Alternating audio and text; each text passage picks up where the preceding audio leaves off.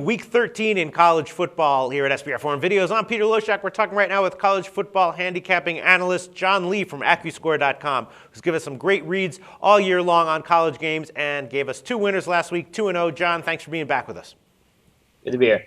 All right, the second game you want to talk about is the Mississippi State and Mississippi Egg Bowl in Mississippi. Now, Mississippi State usually wins these games. Over the past 3 years, they've won all three times, but they're a one-point road underdog right now, and that's probably due to the fact that Mississippi appears to be much, much improved this year. They've had close losses recently to Vanderbilt and LSU, very impressive.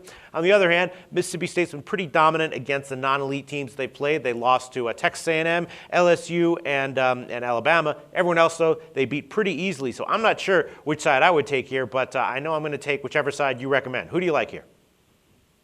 That's exactly the point that I saw when looking at this game. Mississippi State is kind of just a notch below the elite teams, losing, as you said, to those top three SEC teams, all ranked in the top 10. They've blown out basically every other opponent they've played. In their other 8 games, their average score is 38 to 14.4. So Ole Miss isn't obviously one of the top 10 teams in the country. I like Mississippi State getting a point.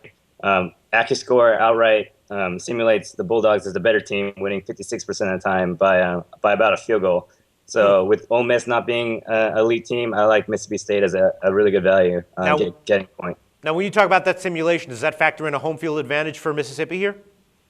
That takes in the whole season into account, opponent strength schedule, home field. So if this was like last year or next year in Mississippi for a home game for Mississippi State, they'd probably be closer to 6 or 7 point favorite.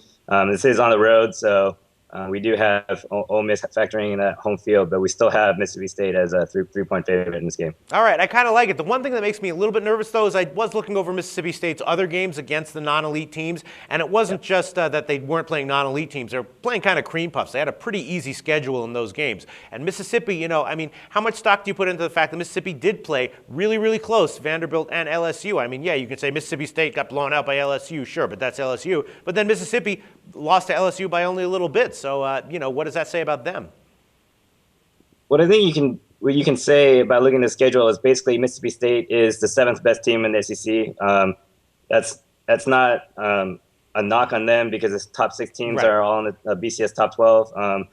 Really, what they did play cream puffs earlier in the year, but what pretty good teams do, which is what Mississippi State is blow those teams out, which they have done by an average of 20 points a year per game.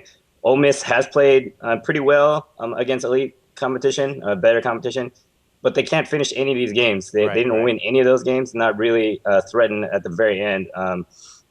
LSU has laid eggs against poor competition. They've allowed teams to play closer to them, but really when they get down to it, they come out and win that game.